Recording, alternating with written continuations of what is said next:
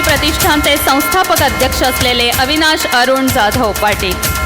राष्ट्रहित सर्वोपरी या दिशेने आपल्या कर्तृत्वातून आपण जिल्ह्यात एक वेगळा ठसा उमटवलेला आहे।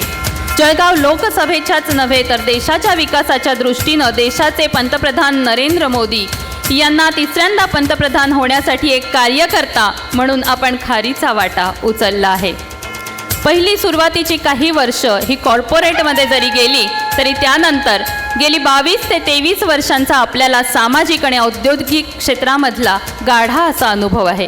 गेल्या 15 वर्षांपासून आपण समाजाप्रती असलेली संवेदनशील भूमिका पार पाडता आहात।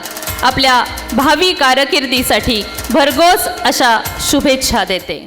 लोकमत वृत्तसमूह म्हणजे मी लहानपणापासून अगदी पेपर वाचायला सुरुवात केल्यापासून अगदी 8-10 वर्षाचा पासून हा एक लोकमत नावाचा जो मोठा ब्रँड आहे सगळ्यांच्या मनामध्ये अगदी असा ठसलेला आहे। आणि लोकमत नेहमीच कुठला तरी अभिनव उपक्रम किंवा लोकमतची जी उद्यमशीलता आहे ती अगदीच नाविन्यपूर्ण विषय त्यांच्याकडे असतात। तसाच हा एक जो कार्यक्रम आहे आजचा पॉलिटिकल आयकॉन्स ऑफ खानदेश म्हणून त्यांनी एक नवीन उपक्रम हा एक आज घेतलेला आहे किंवा ते घेत असतात।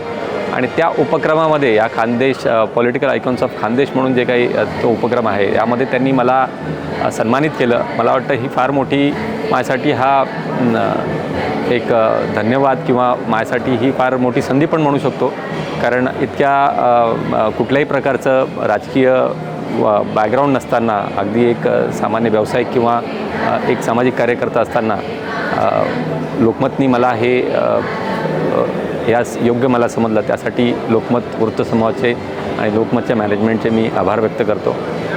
आणि आपण असं जे बघतो आहे की जळगावमध्ये हा कार्यक्रम होतो आहे, निश्चितच जळगावमध्ये बरेच कार्यक्रम होत असतात। लोकमत हे एक महत्त्वाचं लोकमतसाठी जळगाव एक महत्त्वाचं ठिकाण आहे। तर ह्याच जळगावसाठी आपल्याला हे जे राजकीय नेतृत्व आज इथे सगळे एकत्रित आहे त्यांना एकत्र येऊन सगळ्यांना जळगावसाठी एक विजन बघायचं आहे। त्याच विजनमध्ये सुद्धा मलासुद्धा असं वाटतं की आपण जळगावमध्ये इतके प्रतिभाशाली व्यक्ती आणि इतके तरुण किंवा इतक्या प्रकारची प्रतिभा असताना आपण त्याचा योग्य उपयोग करून जळगावला अगदी मोदींच्या भारताच्या बरोबर किंवा त्यापुढे आपण कसं नेऊ शकतो असं विजन आपण बघायला पाहिजे।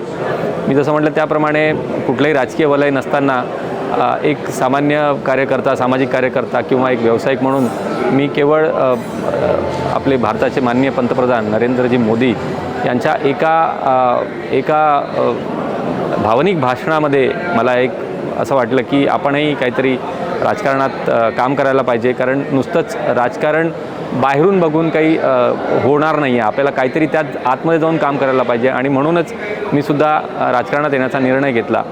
आणि त्याच पद्धतीने मला जळगावकडून, जळगाव जिल्ह्याकडून आणि मीडियाकडून, विशेषतः लोकमतकडून त्याच प्रकारचं सहकार्यही मिळालं।